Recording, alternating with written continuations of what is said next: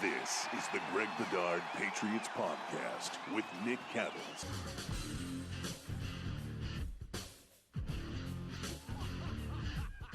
Welcome into this Tuesday edition of the Greg Bedard Patriots Podcast. Brendan Glasheen subbing in for Nick Cattles. Greg Bedard here as well. Of course, Greg, we've had a chance now to let the game from Saturday night process and marinate. What are our leadoff thoughts? Patriots get blown out. They lose 4 or 5 to end their season. Yeah, my leadoff thoughts have to start with the defense, Brennan. I mean, it was watching the film. It was the most pathetic, passive defensive performance I've ever seen out of the Patriots defense. I mean, it was atrocious. They didn't even try to put up a fight, Brennan. This was not a case of them just being overwhelmed by Josh Allen and the Bills and all their, now they were at full strength as opposed to the last time they had, Beasley back and they had Gabriel Davis back and, the running game has been working for them. This was not a case of the Bills just overwhelming the Patriots and like playing like a perfect game. It wasn't that. It wasn't that at all. And anybody who thinks that, anybody who is resting on the thought that Josh Allen has just become too good this year. He's too hot right now. I don't fault the Patriots. And I don't fault Bill Belichick for this loss. I'm just gonna say it was just the Bills being great and we were just bad. It was just a bad game. Don't do that. Do not do that. If you do that, you are ignoring the last month of the season. If the Patriots were playing great defense, Brendan, for the last month and this happened, then yes, you could absolutely say this. But I don't know how you can do that with a good conscience if you watched the Indianapolis Colts, who were scared of their quarterback, the Miami Dolphins, who were scared of their quarterback, also during this little streak here. Those teams didn't even trust their quarterbacks, and they still put up a bunch of yards and a bunch of points against the Patriots. And so this just follows along with that. Are the Bills more talented than those teams? Hell yeah. That's why it was much worse. And, you can make the case that if Emmanuel Sanders doesn't drop a pass, if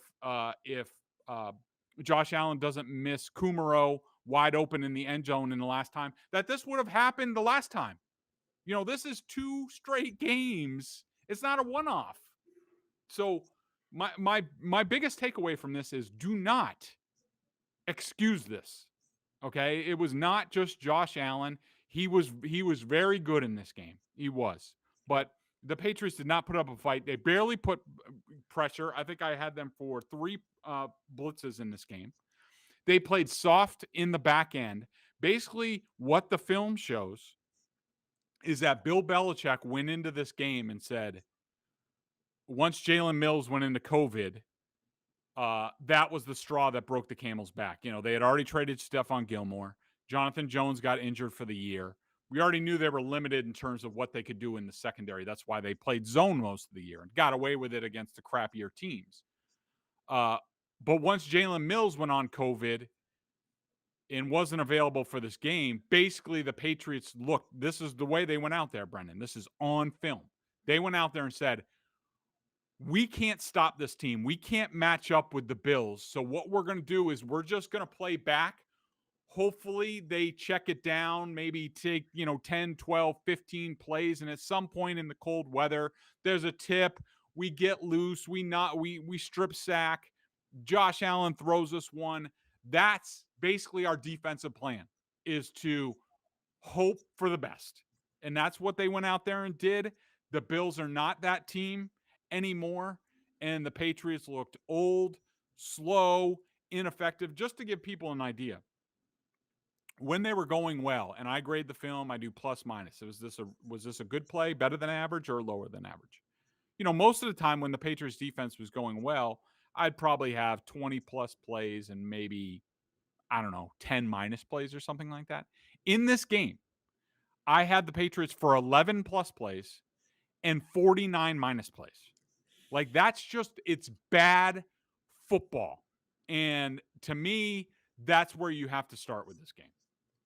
So, with all that being said, we wonder that the question now becomes, how did it get to this point? I know that leads to into more bigger picture thoughts, but just specifically on this game, doesn't it go back to what we talked about last week? You start wondering about buy-in, and if indeed what you said, that approach to what the film told you, well, that to me then means, Greg, and please correct me if I'm wrong, but that to me means then, well, schematically, the players went out there and they didn't execute as to how they wanted to, and it feels like there was a disconnect there between what they intended wanted to happen and what the players are like. This isn't going to work, and it just the buy-in. Yeah, I think the approach put the players in a no-win situation, and I think some of their effort reflected that. I think that the Patriots got to this week, and basically they got the plan from the great Bill Belichick. And trust me, I don't think any less of Bill Belichick, the coach,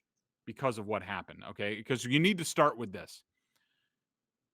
The Patriots in this second phase of the dynasty and the rise of the defense, or the reclamation of this defense, had to do with their ability to play man coverage. When you can do that, that started with Aqib Talib and went on to Darrelle Revis and Brandon Browner and then Stephon Gilmore.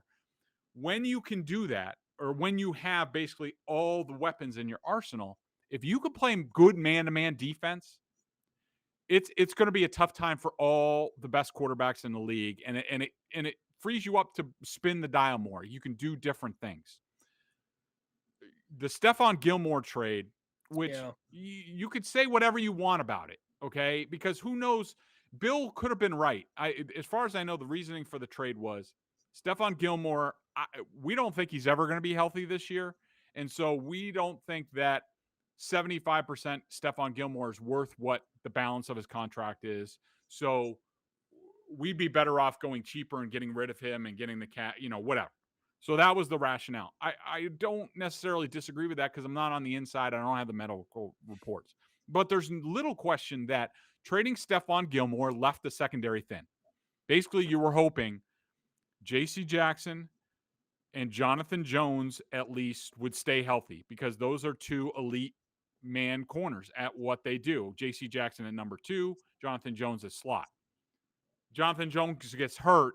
Now all of a sudden, the Patriots had to play a lot more zone defense. So that's where you start. And we talked about it on this podcast during the season, because I was asking around the bye week. I asked a personnel executive from another team that studied the Patriots intently, and he was very high on the Patriots. And I asked the question, I said, can they still play zone defense the further they go? And he said, yes, if they continue to get the pressure that they're getting, which was basically Matthew Judon and Christian Barmore. That evaporated against the better teams. Therefore, they could not play zone. You can't cover for that long. I mean, Josh Allen with 9 seconds to throw the touchdown pass to Dawson Knox. No one can cover that long, even in that short of an era in the red zone. So that's where you have to start in terms of the downfall of this defense, and it's in the numbers. I mean, I asked my friend Aaron Schatz at FootballOutsiders.com. I asked him, because what you get a lot from people in explaining this game, especially people want to make excuses for Bill Belichick and the Patriots, who don't want to be fair and balanced. They will say, have you ever seen this done to a Bill Belichick defense? The Patriots were a top 5 defense this year, and they just did that. When were the Patriots a top 5 defense? Like in the first 8 games of the season? Like, what are you even talking about? Basically, if you make that comment, it's one of those, tell me you know nothing about football without telling me you know nothing about football. Because, and I asked Aaron, I said, what were the numbers for the final 5 weeks of the season, including this game? And in the final 5 weeks of the season, in terms of their metric, DVOA, that looks at the average play across the league. All right, they compare every play to down and distance, opponent, location, everything. They compare it to the league average. In weeks 15 through 18, the Patriots ranked 32nd overall in defense, 31st in pass defense, 32nd in rush defense. Now, Aaron, who is a Patriots fan, and he also likes his numbers, so that's a whole nother tangent. But anyways, he said, well, take out the last week. even though I don't know why you would take out the last week. The Patriots played a familiar opponent who they've already played, who's already part of that. But anyways, let's take Aaron for at his word. Let's take out the final week. In weeks 15 through 18, not including the playoff game, they were 15th overall in defense, 14th overall against the pass, and 24th against the rush. So what are we talking about here? We're not so stop talking about Bill Belichick and a Patriots defense, because this was not a Patriots defense. And so getting back to what you're talking about the game plan and the errors on the defense. To me, I think I would relate them this way. I think that they got the plan this week. The players got the plan, or at least when it was clear Jalen Mills was not going to play. And they saw the plan, which was basically, we're just going to like sit back and just hope for the best against the Bills. And I think that the players lost some steam in that. And I think something that we'll touch on later, I think this was a theme in the final 5 games. Everyone's like, what happened to the defense after the bye week? I've gotten a little bit of intel on that. We will talk about that a little bit later in the show. But I think this is intertwined, where it was like these guys didn't like the plan and it didn't put them in the best position, which everyone says that Bill Belichick normally does, which he does. Mm-hmm. And these guys just failed. They were not enthused about the game plan and about what they were asked to do, and their play on the field reflected that. So it's, to your point about that, and I'm sure we'll get into this, it speaks to the Matthew Slater comment about how we need to stick together. And now that kind of adds value when you consider what it looked like and what you think the film told. And then looking at those DVOA percentages, it makes it, what should really scare you as a Patriots fan is that's how dominating Buffalo could be in this division going forward, if that's how drastic of a change that one game made going forward.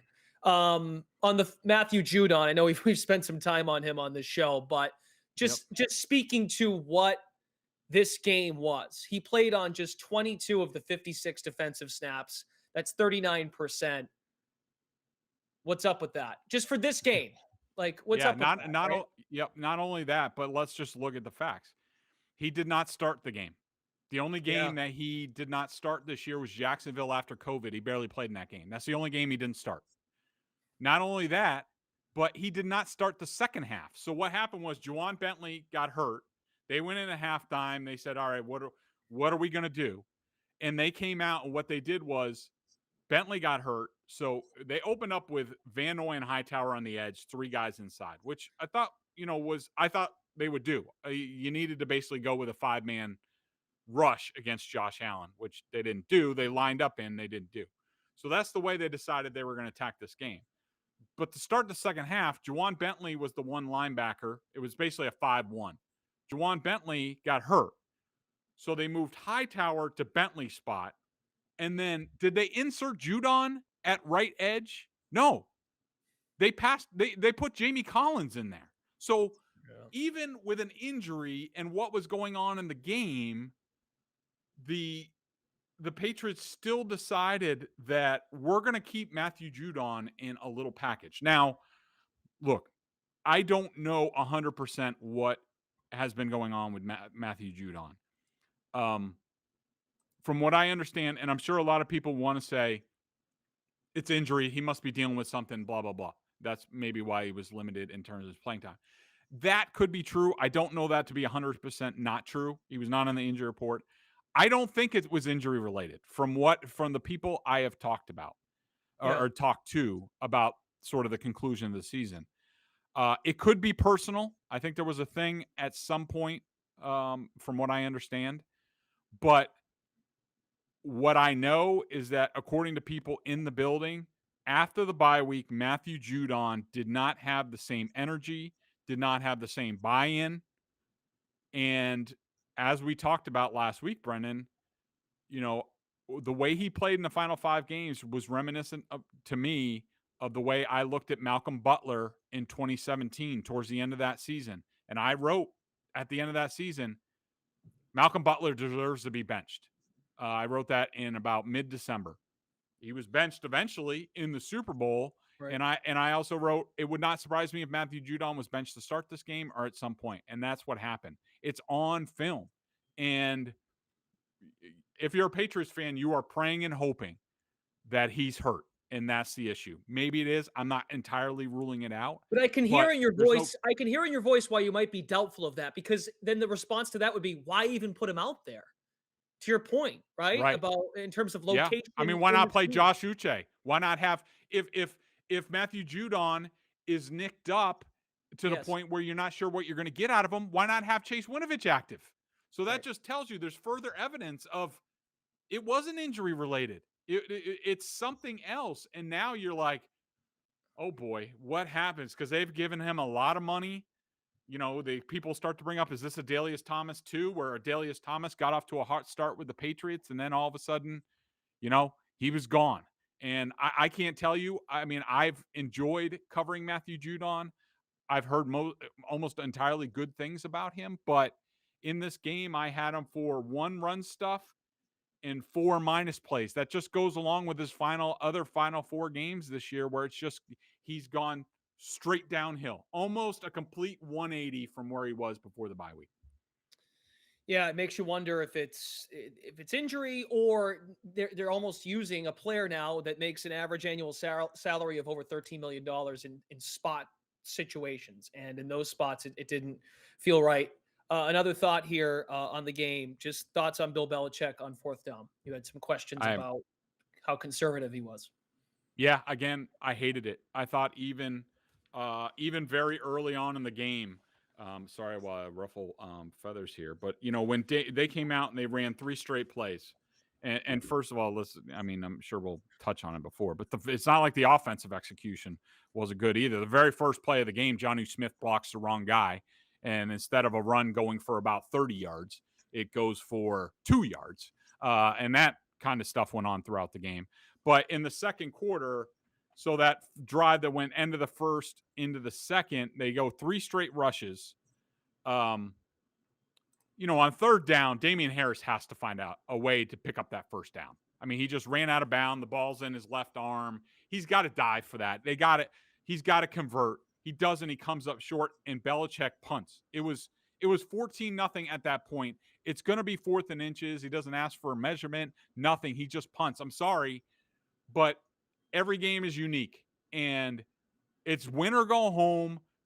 You've now watched the Bills. You haven't made the Bills punt in a game in 2 possessions.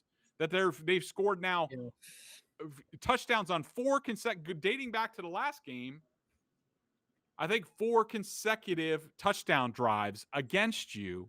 Like, Bill had to at that point say, all right, we got to go for this, because if we punt it back, they're just going to score again. I have no faith in my defense. You know, the plan isn't very good. I thought he should have gone for it there, just to give his team a chance. And then later on, the next drive, 4th and 8, they had 3rd and 20. They go to Bolden for 12 yards when he juggles the ball about 18 times, catches it. It's 4th and 8 at the New England 49. It's now 20-0 with 3:53 left in the first half. You got to go for it. I'm sorry. You know, hope for a penalty, maybe, you know, something, but you can't punt there. And what happens? The Bills get the ball back and they go down. It's 27-0 at halftime. Like, you know, it's just been a theme this year that Belichick has not demonstrated confidence in this team, any parts of it, especially the offense. You know, I thought he should have taken the ball to start this game. Yes. That was their best chance to win this game. That, you know, you're talking about hairpin turns against the Bills. Like, you guys haven't stopped the nosebleed in like 2 months. Like, the offense needs help. They need extra possessions. Like, get them an extra possession. Your best chance probably was to take the ball, go down, hopefully score, sort of stun the Bills, and maybe go from there. So I just thought all of it way too conservative for this team, the way they played in the last 5 weeks of the season. So positives from Buffalo. I think there are a lot of ways to look. We should do the 3 up, 3 down. Just to do true. that real Let's quick. do that. Yeah. And I'm sure maybe that can roll into that. Okay. So you want to do the downs first or the ups? Because I don't know which one. Yeah. Let's go with the downs first and sort of let's bottom out and then sort of pick this thing back up. Okay. First downs. Let's see. JC Jackson. If this was his final game as a Patriot, He did not go off on a high note. If there was any guys, and I've heard people around the team basically question some of the effort in this game, I think J.C. Jackson would be public enemy number one in that regard. I thought there were times, even like the very first play of the game, he didn't look like he wanted to engage. He made one nice pass tackle in the game. I did have him for one up. I had him for 7 minus plays, including, I think, 2 missed tackles. I thought that, if I'm the Patriots and I'm looking at this, there's no way I'm giving J.C. Jackson an extension. I'm tagging him. I'm trading, even if I have to take pennies on the dollar. Look, they have to figure out the cornerback thing, and we'll be talking about the Patriots in the future, going forward for a long time. So we don't need to do that now. But I thought J.C. Jackson was terrible in this game, and I would question his future here very much. Before we go to the next down, I'm sensing a trend that you mentioned something in there about in the room. It feels like he wasn't completely dialed in. We're hearing that a lot now about individual players here, and that has got to be a concern. I mean, of course, if he's in their future plans from a contract standpoint, which he might not be, but from a defensive standpoint, as we've discussed, leadership, older guys leaving, we'll get to that. How about your second down? Dante Hightower. I didn't see it as a lack of effort for him. It's just, obviously his knee's bad. This is something that goes back a while, like when he was a free agent and he went to the Jets, and the Jets were going to make an offer, and they didn't like his medicals with his knee. I think that's come full boat now, where, when he missed the previous week, they left him home from Miami, hoping maybe that the knee would get better, maybe took a shot or whatnot. He couldn't play at the end of the season. He was a liability on defense. I don't know what that means for his future. If I'm him, I probably call it quits before he needs, like knee replacement. He still might need that. You never know with some of these guys. A lot of them do, but it was not good from Dante Hightower, and I feel for him because I do think this was injury related. Would he, real quick, and I know again this is more of a future thing, but just quickly, could you foresee him coaching? Could he be the next Mayo? Could he be a coach? Does he have interest in that? I don't. Being around Dante for most of his career, actually all of his career, I don't really see that in the cards for him. I mean, look, he took the opt out last year with COVID, because of his family. I think Dante Hightower is one of those guys who's going to be gone, and you're never going to hear from him again. He's going to be down, and I don't know if he's from Alabama or what, where he played in college, but I see him going there and never returning. Yeah, he's got a newborn too, so maybe focused on fatherhood and completely separate from football. Okay, your final down. Man, there's so many different directions to go in this. Like, I'm just going to mention some guys who were just awful in this game. Jakob Johnson was bad. Trent Brown was bad. Let's see. Kyle Van Noy was not good. Judon was not good. Jamie Collins was not good. Juwan Williams was terrible. Almost the whole secondary was awful. But my third pick, I'm going to go with Jonnu Smith. I just thought he was terrible in this game. He, bad run blocks. He tips a pass that was intended for Jacoby Myers. Like, there was never a connect between him and this scheme this season, and they need to look very seriously at whether he can be a reclamation project or not. I think there's a lot of questions about that. All right, we transition to the ups, and this will lead to our, bigger picture thoughts, I'm sure, because we're going to say some nice things we think about some of the younger players on offense and maybe elsewhere as well. So where do you start with ups? Number one is Mac Jones to me. I watched the film, and I got to tell you, my biggest takeaway, if you want to feel good about the Patriots, and look, I'm not going to make him out like he's going to be Tom Brady or anything like that, but the most significant thing to me in this game was that the moment was not too big for Mac Jones. I thought he was, especially the first drive of the game, he was ready to go. Him and Kendrick Bourne were ready to go. I don't know about anybody else on this team, but they were ready. I mean, Mac Jones to pull out, he makes the third down throw what was that? Third and 14 to Hunter Henry. Bolden had the drop there, which was a killer. They would have been in the red zone. That same drive, 2nd and 10, the Jonnu Smith tip. Max scrambles on 3rd and 10. Yes, he threw the interception, but to me, I thought that was a really good throw. I think 9 out of 10 times that is a touchdown against anybody. At the worst, it's an incomplete pass. That the guy gets a fingertip on it, breaks it up. Yeah. 99 out of 100 times, there's no way anybody picks that off. That was an Ed Reed type play. I thought it should have been a touchdown. Against most teams, it's a touchdown. Micah Hyde made a better play. You got to tip your cap. The other interception was not a good decision on his part, but I had Mac Jones for 11 pluses in this game, 4 minus plays. So I thought he was really good in that, and plus it was really cold. So that answered the question for me.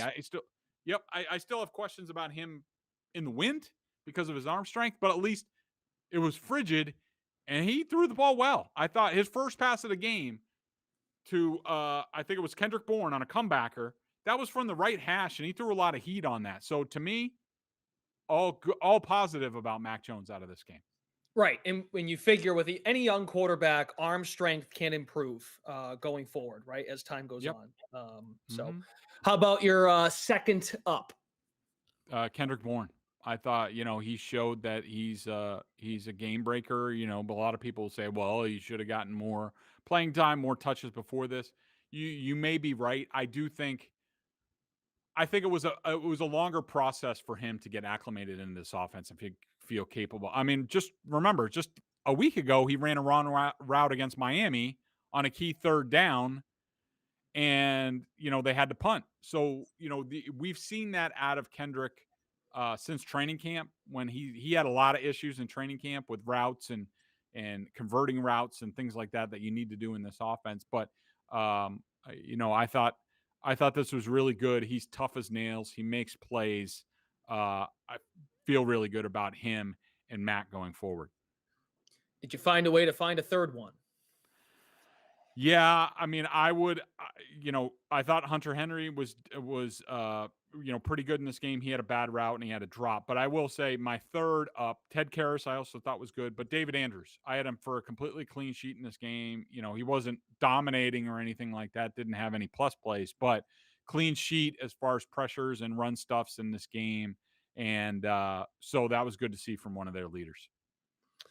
So we'll now kind of transition now into what this final stretch for the Patriots. It's not just this year. It's now become kind of a thing here since they won the Super Bowl in 2018. I know everyone, Ted Johnson's been on airwaves in Boston, how they used those final 2 games as a tune-up, but no one can say they felt good about that Patriots team heading into that postseason when they had to host the Chargers, then go to Kansas City, and then play the Rams. That still didn't feel right at the end, of course. And then you could say as a fan in response to that, well, Brady and Bill, there was a rift there. Okay, but even so, the last 2 years now without Brady, it's still pretty evident that Bill Belichick's teams are not finishing the year strong.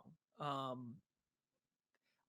has to be a concern. They're not playing their best football at the most important time of year, and dare I say, that's kind of what it looked like this past weekend. Teams trending up, playing their best football at the end of the year, did well this past weekend. Yeah, absolutely. And we'll get to that in just a second. But let me tell you about LinkedIn Talent Solution. These days, it can be hard to find and hire the right candidates for your small business. I should know over at BSJ. That's why LinkedIn Jobs made it easier to find the people you want to talk to faster and for free. Create a free job post in minutes to LinkedIn Jobs to reach your network and beyond to the world's largest professional network of over 770 million people. Focus on candidates with just the right skills and experience and use screening questions to get your role in front of only the most qualified. Then use the simple tools on LinkedIn Jobs to quickly filter and prioritize who you'd like to interview and hire. It's why small businesses rate LinkedIn Jobs #1 in delivering quality hires versus leading competitors. LinkedIn Jobs helps you find the candidates you want to talk to faster. Did you know every week nearly 40 million job seekers visit LinkedIn? Post your job for free at linkedin.com/Bedard, Bedard. That's linkedin.com/Bedard to post your jobs for free. Terms and conditions apply. So, yeah, I mean, your record is what your record is. And going back to, I mean, Put it even this this. way, if you keep finishing your contracts like that, you ain't getting any jobs on LinkedIn, right? You got to finish strong. You got to finish out your terms well. Exactly. I think that they win the Super Bowl. What was it, 20? So 20, even the year they won, they beat the Rams, 2018. They lost 2 games in December that year after, there was the miracle in Miami. There was the Steelers game at Pittsburgh, and you're just like, holy cow, like what is going on with this team? Now, that team was able to, after that, say, all right, we're going to run the ball. We're going to, they were able to go on let's just call it a fortunate run. I mean, I think that they had some, Tom Brady in Kansas City doing what he did. That was historic. Yes. I think they benefited by going against Jared Goff in the Super Bowl, and Sean McVay was overwhelmed by Bill Belichick and got completely outcoached. Most seasons like that, you're not winning the Super Bowl. The Patriots did, credit to them. But that season, 2019, the downfall of the boogeymen, which looked a lot like what we saw down the stretch here. Another reason why I don't think you can look at it and say, oh, it's just Josh Allen, where I'm just going to chalk it up to that. Last season, they limped to the finish line with a poor December, never really put up a fight in the last 2 months. And then this year, to me, Brendan, I think it's something that Bill Belichick has to look strongly at and say, he has to ask those questions. Why is this happening to us? To me, I think that it speaks to how he's deferred to an older roster, especially on defense every year. I mean, I've been calling for years, like, just play the kids, like, just let's at least see them. And, because young legs last longer. Sorry, I just got excited, almost knocked my microphone off. Very excited. But, play the kids and you keep deferring to Dante Hightower and bringing, Jamie Collins back, and Kyle Van Noy and Lawrence Guy plays a million snaps, and Davon Godchaux doesn't give you anything. You bring back Dietrich Wise, and Devin McCourty's out there, and Juwan Bentley isn't fast, and all this stuff. They're not mixing in the kids enough to where, sometimes you just need a boost from young legs. Right. And I think that's what you've seen at the end of these seasons where, they're just challenged from that standpoint. And now it becomes even more important with only one bye week given out to the top finisher in each conference. Now you're going to have to be playing consecutive weeks even longer, really, in reality, to make Super Bowls. And so I think he needs to seriously look at that and say, what's the issue? Because it's not a one-off. It's something that's happened year after year. Yeah, from a leadership standpoint, but it begs the question, Greg, that he's 70 years old. He's trying to maximize his window, and perhaps he's just got this thing where he can't see a younger player take the field that doesn't have enough experience or doesn't think he's ready to go. So doesn't that make you ask the question too? Never mind the actual older personnel, but are the younger coaches on his staff getting younger players ready to go at a fast enough rate for them to see the field? It just overall feels kind of stubborn, right? Well, I think it's a great point by you, Brendan, because I think that, when I look at, we knew this defense was not all that talented at the end of the year after, especially without Mills out there. But I've seen more talented Patriots or less talented Patriots defenses do a better job. For example, 2011. I'll always use that example. I thought it was a masterful coaching job by Bill Belichick and that staff that included Pepper Johnson and Patrick Graham, who was the defensive coordinator for the Giants this year, Matt Patricia, who's been a head coach and a defensive coordinator, Josh Boyer, who's been a defensive coordinator with the Dolphins, with Brian Flores. And Brian Flores was a defensive assistant on that staff. And I'm sorry, the Sterling Moores and Antoine Moldens and, Mark Anderson. I mean, Sean Ellis, who was terrible that year. who I thought was going to be a great Patriot. But anyways, guys who were just Andre Carter, like these guys who they just brought off the trash heap, who really didn't have that much left. For them to they executed. They played great down the stretch. They didn't have much talent, but they knew how to do their job, and they executed against everybody. And you compare that team and what they did to this team, and you can't help but look at the coaching and just be like, what's going on there? And to tell you the truth, talking to people around the team after the season, everybody wants to know what happened after the bye week. From what I understand, I don't know specifically what happened, but I could tell you Bill Belichick needs to do a deep dive if he wants to, because 2 of his sons are on that staff, and maybe he doesn't want to face reality. Somebody needs to make him face reality that there's a leadership problem on that defense in terms of the coaching staff and how it filters down to the players. I think if I had to guess, putting the puzzle pieces together, we saw the first 6 games of the season, the defense was a mess. 3rd and 25 against the Cowboys. After that, the defense, great execution. Bill took over the defense, in my opinion. Yes. There was an alpha male on the defensive side. This is what we're going to do. This is how we're going to do it. This is your job. This is what you're going to do. And that's what all the players bought into.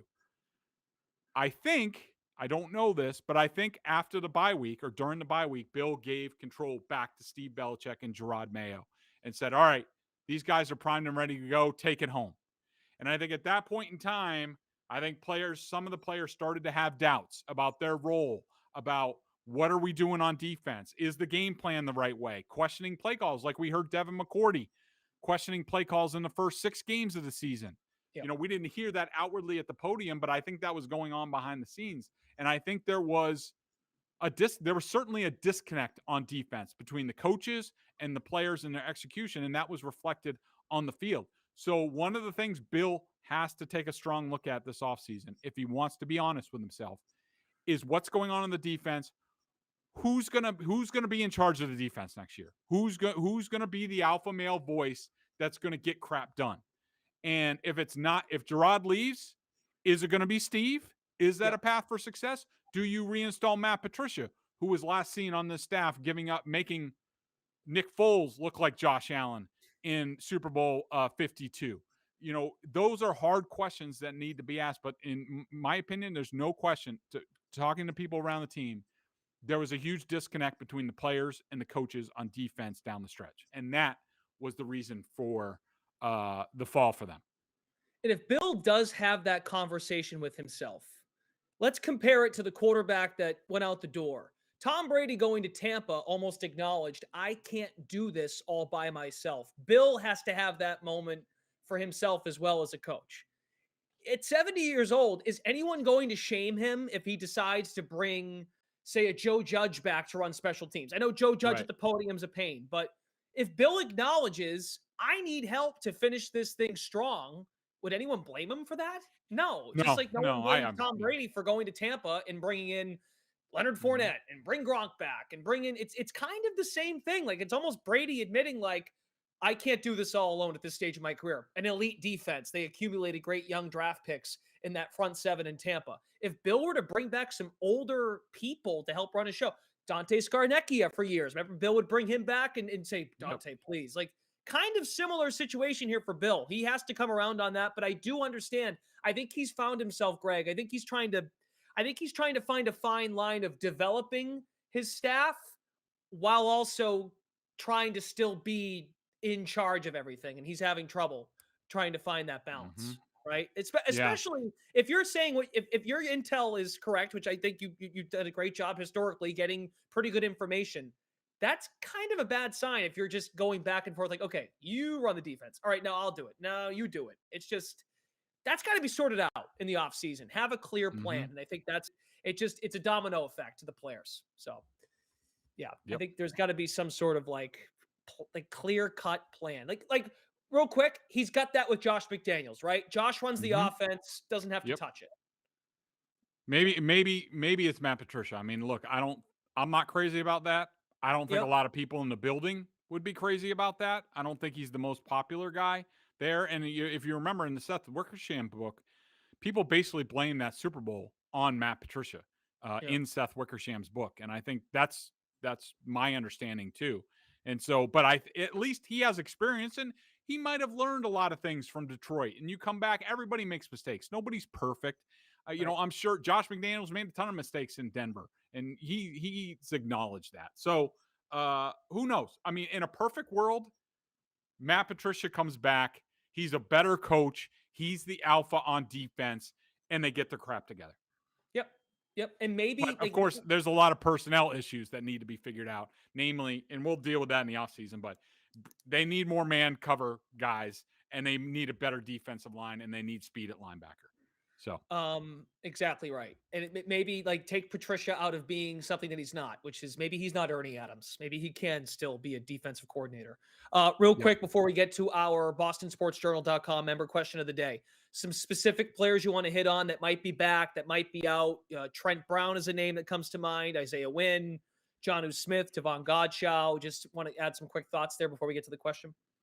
Yeah, from what I've heard, a lot of disappointment in the building about Trent Brown and the way he finished this season. And remember, he was hurt for a good portion of the beginning of the season, and he came back and he played well in a couple of games. They were not happy with the way he finished the season, and at this point, I would be surprised if he's back. I think they were excited about that at one point. I don't think that's happening. I do think that there is. I think that they have, whether it's Onwenu, who, didn't do the job at tackle when he got, or at guard, maybe he's the guy at tackle.